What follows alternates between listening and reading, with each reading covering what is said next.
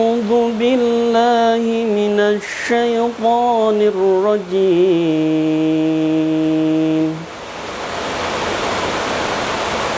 بسم الله الرحمن الرحيم.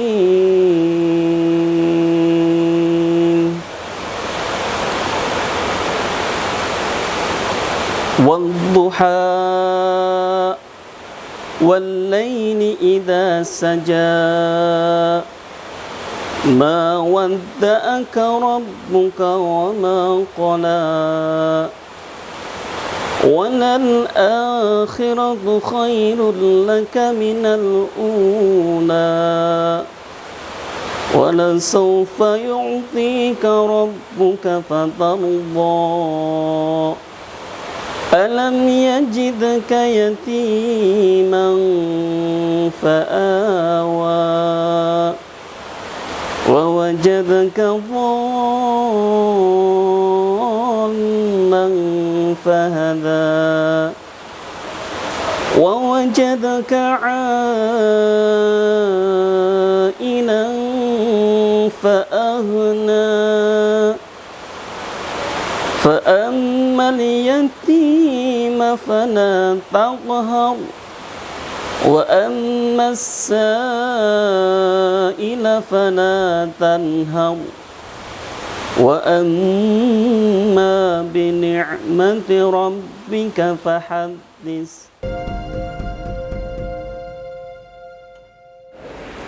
Assalamualaikum warahmatullahi wabarakatuh. Bismillahirrahmanirrahim.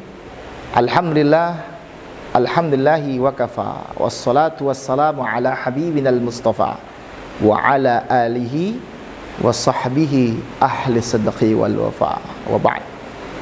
Alhamdulillah, segala untayan puji serta syukur selalu kita panjatkan ke hadrat Allah Subhanahu wa taala, yang mana dengan sederet nikmat yang Allah berikan kepada kita, kita bisa melaksanakan aktivitas di dunia ini dengan sebaik-baiknya, dengan dihiasi ibadah kepada Allah Subhanahu wa taala. Selawat beriring salam selalu tercurah kepada Nabi Muhammad sallallahu alaihi wasallam. Semoga kita umat yang istiqamah menjalankan satu sunnah Rasulullah sallallahu alaihi wasallam dalam kehidupan kita. Amin ya rabbal alamin. Pada pertemuan yang lalu kita membahas mengenai orang-orang yang diberikan naungan Allah Subhanahu wa taala pada yaumil mahsyar kelak, di mana tidak ada yang berikan naungan kecuali naungan Allah Subhanahu wa taala. 3 kategori orang-orang yang mendapatkan naungan Allah sudah kita bahas. Yang pertama adalah rajulun, yang pertama adalah imamun adil, syabun nasya'a fi ibadatillah. Kemudian rajulani tahaba fillah ijtama alaihi waftaraqa alaihi. Kemudian yang keempat adalah rajulun qalbuhu mu'allakun bil masjidi idza kharaja minhu hatta ya'uda ilaihi. Seseorang yang hatinya senantiasa tergantung ke dalam masjid. Ketika ia keluar dari masjid selalu ingat dengan masjid. Ketika berada di kantor, azan berkumandang selalu ingat dengan masjid. Kemudian tidak memandang apakah masjid itu adalah bagian daripada organisasi yang disetujui atau tidak. Intinya adalah masjid adalah rumahnya Allah Subhanahu wa taala, sehingga hatinya tergantung ke dalam masjidnya Allah Subhanahu wa taala. Berapa banyak orang-orang yang rumahnya dekat dengan masjid, tetapi naudzubillah min dzalik, ternyata masuk masjid hanya ada keperluan saja. Bahkan masuk masjid hanya ketika akhir hayatnya saja, ketika ditandu oleh orang-orang yang hidup alias dia telah meninggal dunia. Naudzubillah min dzalik. Orang-orang yang sering ke masjid, hatinya ke dalam masjid, tergantung ke dalam masjid, insyaallah akan mendapatkan naungan Allah Subhanahu wa taala. Kemudian yang berikutnya, yang kelima, orang-orang yang mendapatkan naungan Allah Subhanahu wa taala, yang mana pada hari itu tidak ada yang berikan naungan kecuali naungan Allah, adalah rajulun dzakarallahu fi khalwatin fafadat 'ainah.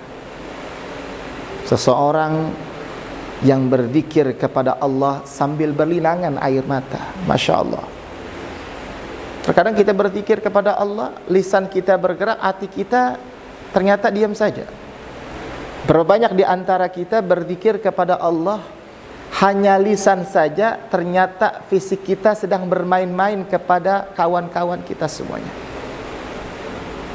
Banyak di antara kita ketika berzikir kepada Allah, ternyata zikirnya hanya ucapan saja.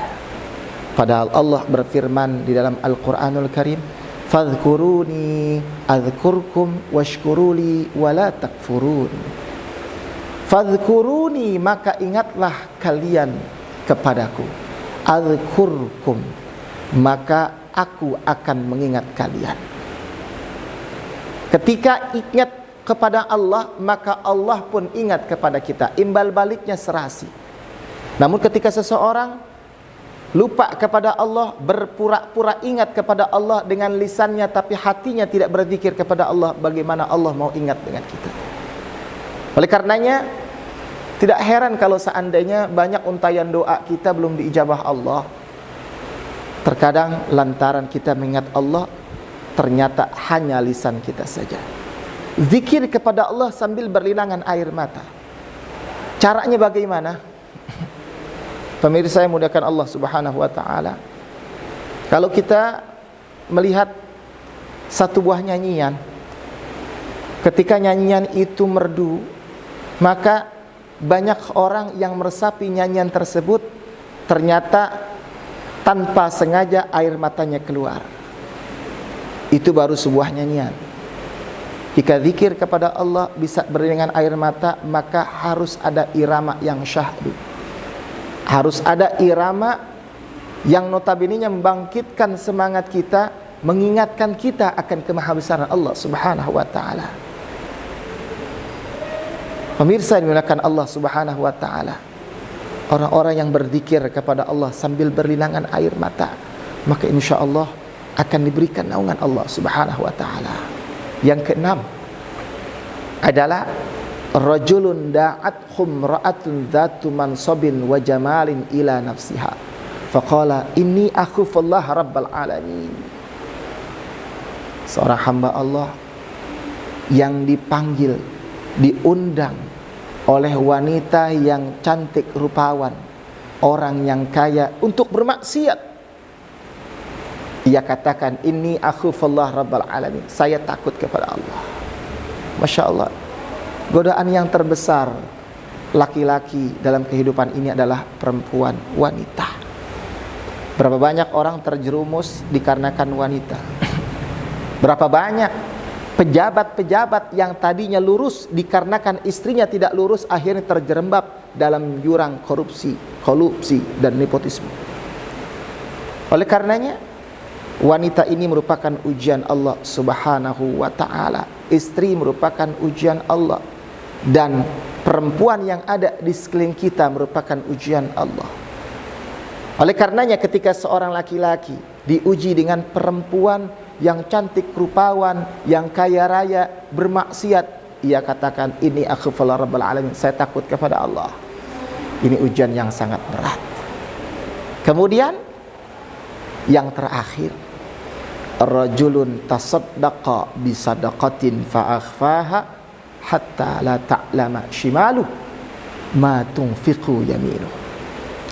Seorang hamba Allah yang bersedekah di hadapan Allah, tangan kanannya bersedekah, tangan kirinya tidak tahu sedekah daripada tangan kanannya. Artinya adalah unsur keikhlasan yang dibangun ketika bersedekah. Jangan sampai ketika kita bersedekah ternyata ingin dilihat orang lain.